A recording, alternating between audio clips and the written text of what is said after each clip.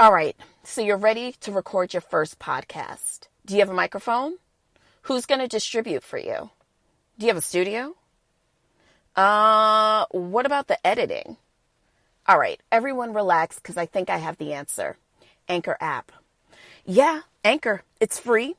They distribute Spotify, Apple, many more.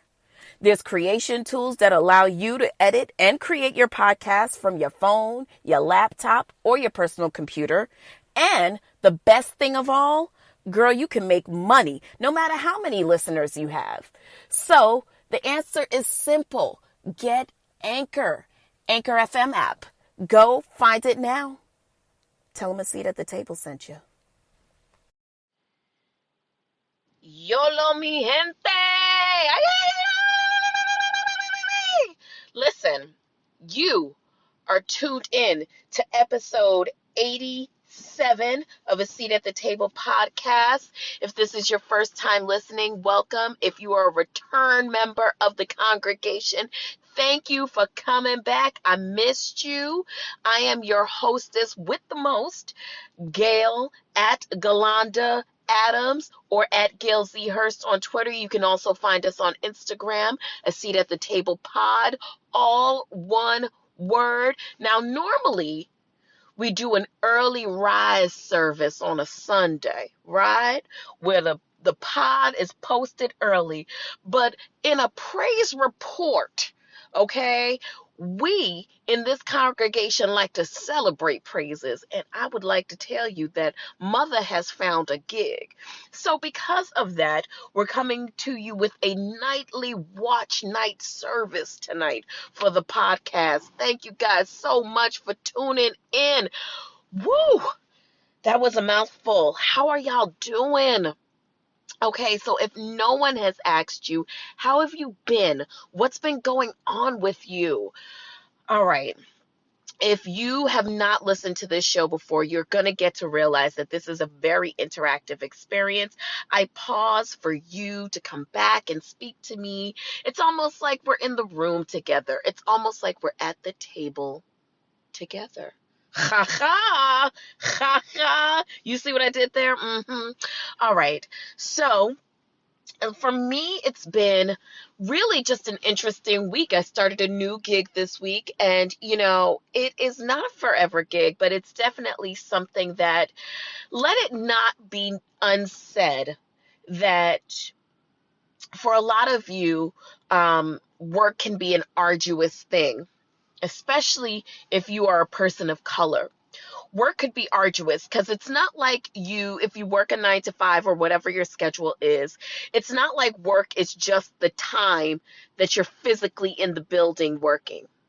You are at work literally from the moment you get up to the moment you get in the house, take off your clothes, wash off the stank, whatever you choose to do after that. You cook a meal, you hang out with your kids, you go to the gym, you smoke a blunt, you do whatever. It's like it takes a moment for you to get the minutia of working off of you. So, I have now not been working since probably about November, right? And the one thing that I can say in my life right now, as I search through and try to figure out, what is my life's purpose, what's my life goals, and then how does that balance out with work and, or the job that I do. So I've learned now that my job doesn't define me. And for those of you who have found purpose in the work that you do and the job that you do, kudos to you. But, my job, my work, and I've always worked in fashion and retail. My job has never been truly synonymous with my life's goal or my purpose. So for me, I don't know if you can relate to this, but I always thought that you will thrive most where you fit best. All right. So for the last job that I had, it was very difficult for me to thrive because I didn't fit there.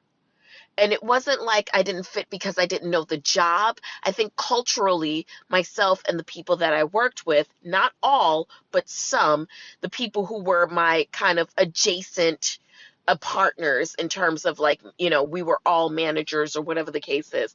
Culturally, we just did not work well together. And there was many changes on the front in that. And so for me, working was always harder than it need to be, because if you have to spend a lot of your time at work pretending, that is tiresome.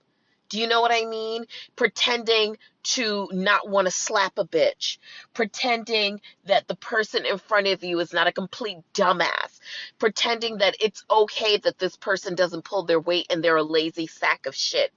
All of that stuff comes with a lot of pretense. And so by the time you get home, it's not that the work that I was doing was so arduous and painstaking. It was the pretending that I had to do at work that made me exhausted when I came home, because the act of having to be something different, having to be the smart kid in the dumb class was very hard for me. And so culturally, the job that I'm now at, it is ironically a better cultural fit for me. And so because of that, I don't feel tired when I'm done with my workday. I don't feel like, when I get up in the mornings so far, because it's only been a week, but I don't feel like when I get up in the mornings, it is one of those things where it's like, fuck, all right, I'm already at work, even though I'm just in the shower. And, we always talk about mindfulness on this show, and just a level of consciousness.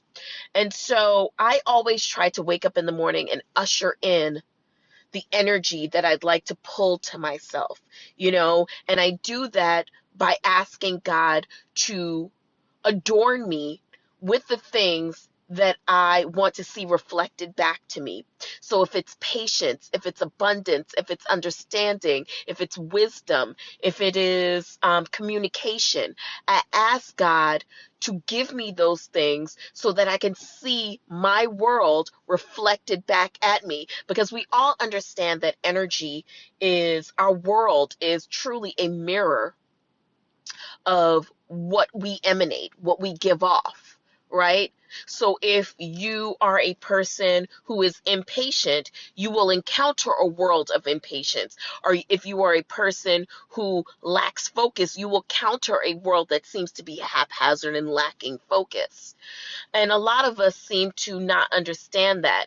And so, at any rate, it is, again, not somewhere where I feel like, oh yeah, I'm going to build a home there, but I can definitely feel like I feel good from the standpoint of culturally it's a fit. I can go there and be myself, which is very ironic because I am the only Black person in management. And, I get the feeling that the people that I work with are also not used to being around a lot of Black people. Now, here's the irony of working in fashion and retail. A lot of the places that I've worked at, some of their biggest consumers are people of color. However, as you ascend to the top of the totem pole, so to speak, you start to realize that the workforce looks less and less like the consumer. And I think that, well, I know for a fact that the place that I'm currently working, the consumer is by and large of affluence, and they are white. And I realized in my interviewing process that one of the hiring managers said to me, it is imperative that we have someone like you in this building who not only knows but kind of can be a different face to what our consumer is used to seeing. And they will love that. They will love to see you in your element and hear you speak and what have you. Now, I've had a few trippy moments, in the work week, you know. Listen, I'm a girl who gives the wigs, you know. Shout out to the boys and the girls out there who like to, you know, listen. I really do favor changing up your look. You know, I'm not someone who wants to get stuck in any period of time, in any look. I find it actually weird that people don't want to cut their hair, or they have the same haircut for years, or they wear the same clothes. Or, my God, I've had this look going on for years. I find it to be weird, because what that speaks to me is someone who is reluctant to see the world around them actually change. And I know that there's nothing that I can do to stop the world around me from changing. And the way that I stay current and show the world who I am is by the way that I adorn myself. So I've always loved fashion for that reason, because it's almost like a silent communicator for how you feel and who you are, and what would you like to represent. And I'm always changing that because I am multifaceted. At any rate, me coming in with my Afro wig, or me coming in with the bob wig, and then coming in with braids the next day, the girls are all mixed up. So, you know, I get a lot of hair questions. I get a lot of skin questions. I get a lot of age questions, a lot of questions about my professional background. The one skirt moment that I had was, you know, the owner of the company, I met him, and he said to me, you know, I could listen to you speak for hours. You speak so well.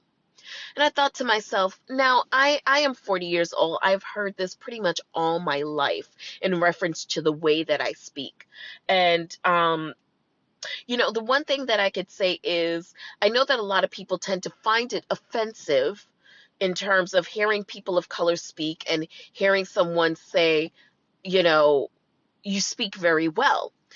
I don't take offense to it anymore, because I understand that that is not, um, it is not an offense in terms of my skin color. Now, when someone says to me, you speak very intellectually, or you speak very intelligently, now that I take umbrage to, because the unspoken is that I'm not supposed to, because of whatever reason.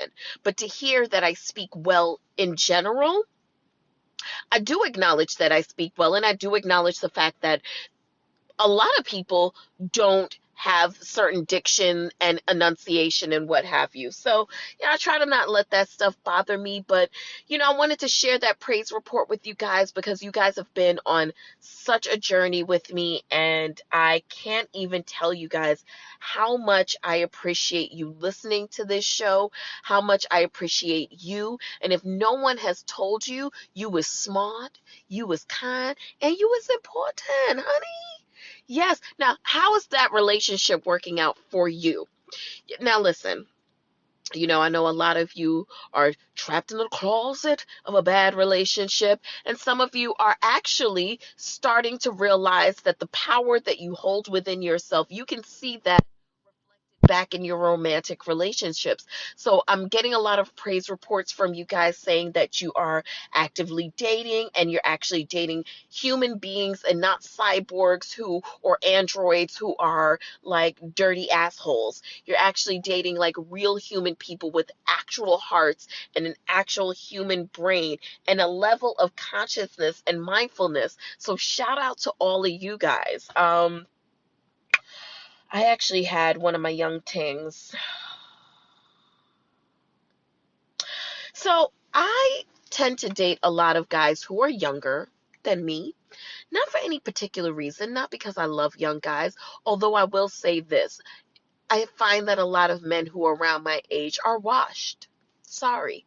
Um, Washed because they don't take care of themselves, washed because they lived. Listen, a lot of people may think that being out here and dating and fucking multiple people at the same damn time and just kind of being fast and loose and fast and furious is a great game to play, but you have to understand energies and what that does and how that weighs down on you, and how, the exchanges of those energies can sometimes leave a mark on you in terms of, you know, what is left within your spirit, and how that affects even the way that you look, and how,